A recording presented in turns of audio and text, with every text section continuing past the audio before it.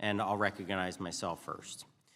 Mr. Parson, if the Department of Labor were to move forward with establishing a heat standard, your written testimony calls for a performance-oriented approach to mitigate heat-related hazards. What are the benefits of that kind of approach versus the approach that the Biden administration proposed under their heat standard? Yeah, thank you for the question. It really provides flexibility. A performance-oriented approach would tie specific standards to specific areas and help industry craft a solution that makes sense for where they are.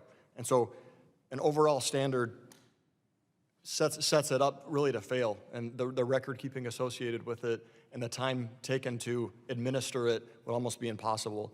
So it's not a novel idea necessarily for OSHA.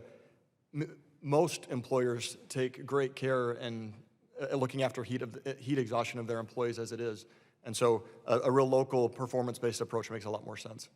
Well, I appreciate that. I think we share the desire for worker safety and having standards in place to protect against heat-related hazards. But again, I think you correctly identified the lack of flexibility, the overzealous paperwork requirements that kind of bog down this proposal and ultimately make it unworkable across the country.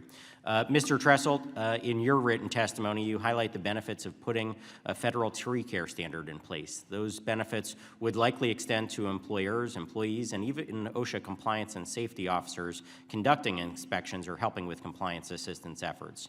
Can you further explain how creating a standard would be a win-win for everybody involved? Thank you, Congressman, for the question.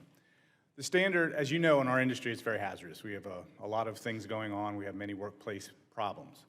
A standard would help unify that so that we can work in conjunction with our employees, our employers, and OSHA. So by unifying this standard, we would get rid of the patchwork that occurs right now. We don't really have a standard that addresses all of our concerns as far as what we see on a daily basis in safety.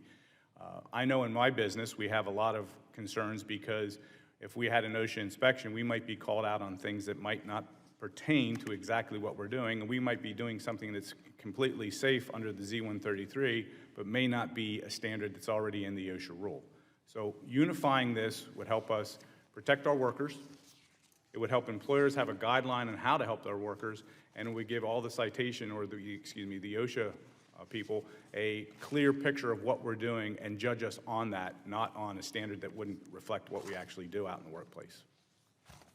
Well, thank you for that, and it's a prime example of where I think we can improve worker safety and do it in partnership, in conjunction with the feedback that we're getting from the industry.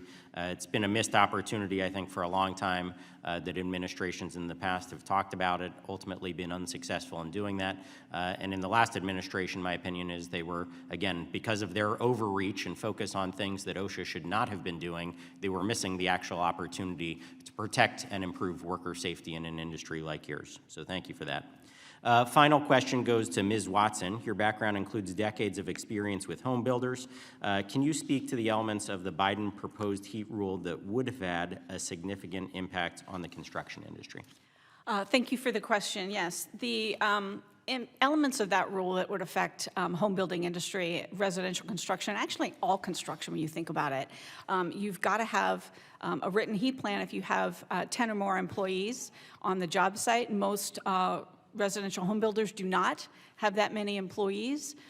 Oftentimes, that is an industry that is filled with specialty trade subcontractors, and so they would not be their employees. So a small home builder might only have 2 or 3 or 4 people. So in theory, they would only need to have a verbal plan. But to show compliance and demonstrate compliance with all of the requirements in the proposed heat rule, they'd effectively have to have a written plan, because otherwise how can they demonstrate to OSHA that they've analyzed all the job site hazards for those workers, that they've trained them on heat and all the 16 elements in the training requirements, that they've done the emergency response, that everybody knows what the phone numbers are to summon emergency medical services. All of those things can be extremely burdensome. And then the fact that they would have to, per the regulation, post it at the job site.